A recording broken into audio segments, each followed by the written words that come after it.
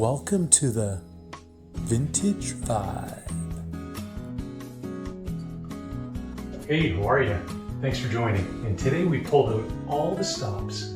This is a review of one of my very favorite amplifiers. I've been trying to do this review for probably, I'd say upwards of 4 months now. And every time I start, something stops me. Not this time. So we've dressed up the JBL C50s.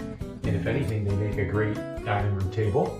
And one other thing, no, not a special pair of RCA cables, not a pair of special speaker cables, not even a favorite record. But we will put on a funky blazer, and that way we too can review the ultimate fidelity equipment, Japan's answer to Macintosh, really geared at the affluent society, Luxman's L560. Hope you enjoy it.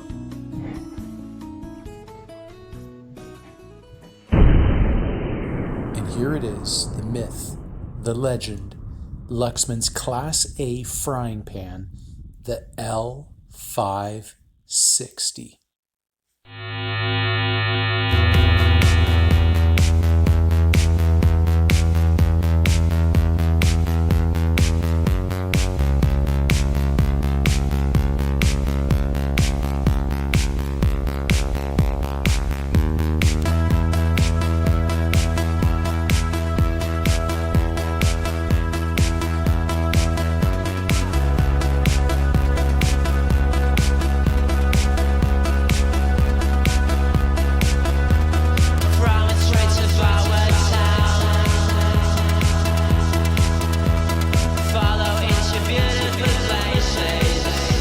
If you're ready, let's get set and go.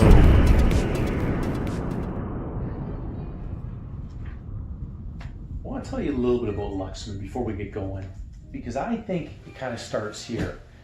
You've got a manufacturer that's been responsible for a lot of firsts, and I think they're one of the great Japanese manufacturers. They're old. They've been around since 1925, Osaka, Japan, so they're just as old as Demon. And I think there's something unique about the ownership of one of these amplifiers. A lot of time, a lot of thought was put into the products, just like the Sansui, which I think is a very neat amplifier as well too. So you got this really kind of cool manufacturer with a little bit of an aura around it. They made some of the very finest tube amplifiers out of the 60s and in the 70s, including ones like I had an SQ38FD, one of their integrated tube amps. Wow, that thing would just knock you right over.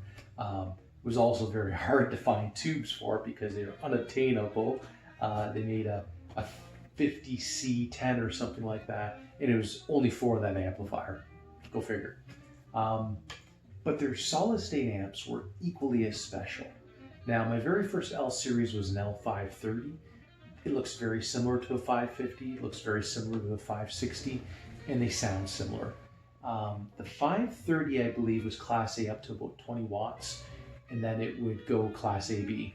It had the same funky preheat switch, and it had the overall similar look, Rosewood case, so on and so forth. Now the 550 was a true Class A 50 by 50, and it was manufactured in the early 80s, right around where Alpine took over Luxman.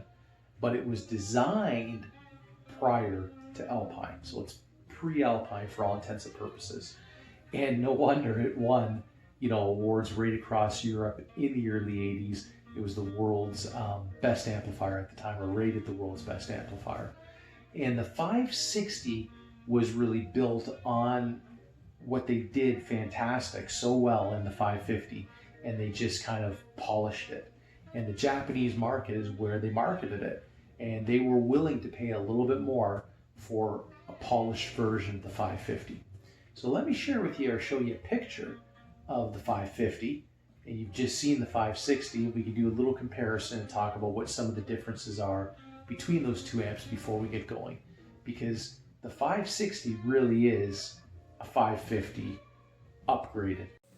So here is a 550 on the outside and the 560. Now the next picture is the inside of a 550 as opposed to the 560. Now let's hear about some of the differences. So it becomes pretty apparent when you look at those pictures that the 560 really is a polished 550. The first picture you seen, everything kind of looked matte. The faceplate's actually silver on the 550. The knobs are a matte finish. The rosewood top isn't kind of a high polish. It's really just a MacTac type finish over top of it. Whereas when you look at the 560, you've got a hand-polished, real rosewood case. You've got a champagne faceplate, which, by the way, seemed really popular at that time in Japan with the higher-end amplifiers. Some of the Onkyos and Denons used a champagne faceplate as well as some of the Sonys. You also had, as soon as you looked at it, you can notice that the knobs on the 560 and the switches are all high polish as well too. Now inside, same thing. The 550 looks a little more kind of plain Jane. Everything's kind of sprayed with flat black paint. Whereas in the 560, it's copper, right? It's which is better for shielding, against electromagnetic type noises and stuff like that. It also looks cool. And inside that 560 as well, you notice there is a larger power supply, larger capacitors, and that the actual transformer wasn't the standard EI transformer. It was a circular Toronto type transformer. So yes, there are some apparent differences between the two. They sound very similar. The 560 to me, after owning two of the other ones, the 50s, I thought, again, a little more refined, a little tighter. Maybe it has to do with that stiffened up power supply. So in typical L series fashion, you have your preheat switch to let you know when your egg is ready on top. And you have your bass and treble controls as well as separate turnover points for them. You have your subsonic filters, your high cut filters, a tone disengage switch, as well as separate cartridge loading, and a wide range of inputs including two phono switches, a CD and phono straight switch, which is kind of cool on the top, your tape monitor, as well as your dubbing switches, balance, and a lighted volume knob. Right below that, you have a muting switch, and below that, a ground plug for the additional turntable, as well as extra RCA inputs on the front and RCA outputs on the front. This puppy is really loaded with a lot of functions. And then on the very bottom, your phono jack input. So more than enough for really anyone. Now here's the real rosewood cabinet. You don't find these on other Luxmans. You can see the heat vent pipe system behind underneath that grate. Now these got really hot, and unfortunately some of the wood on these would crack. Now let's take a peek inside the unit. I have to excuse how dim it is down here. We've got the lights turned off so you can see we're in warm-up mode right now. The LED's lit.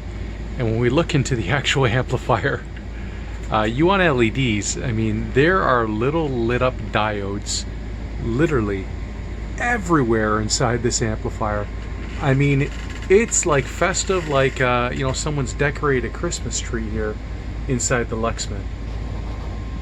It is quite a cool looking amp inside, with the copper chassis, large transformer, very substantial capacitors for the power supply in this amplifier. You've got the dual heat pipes in the back here for left and right channel, and boy do they get hot. And if you thought you were done with LEDs, go back here and there's even more of those lit up little diodes. It's a really cool amplifier to just look at. Now there are no shortages of downsides. Dirty switches, more dirty switches. Now in this case we've actually coated them to protect them. Bad solder joints, more bad solder joints. Again, because of all the heat this amp creates inside, it cooks it. More bad solder joints. I mean, we had to resolder most of the amp and replace most of the capacitors just because the intensity of the heat in this amplifier. And it was continually on the bench trying to locate problems and chase down gremlins. But eventually, we did it. And when you get it running right, you sit back and you enjoy it. I mean, so it's kind of like owning a Ferrari. It might be in the shop quite a bit, but when you get it on the open road, really nothing can compare to it. that Class A sweetness is kind of like having a tube amplifier with the bottom end control of solid state. I mean, it is a dynamic amplifier, and it's something you could sit back and listen to for literally hours, and it really does earn the name Ultimate Fidelity Stereo Component. Now, the challenge though with these amplifiers is really not the servicing so much as finding one. And don't be surprised to pay between $1,500 and $2,000 Canadian in 2021.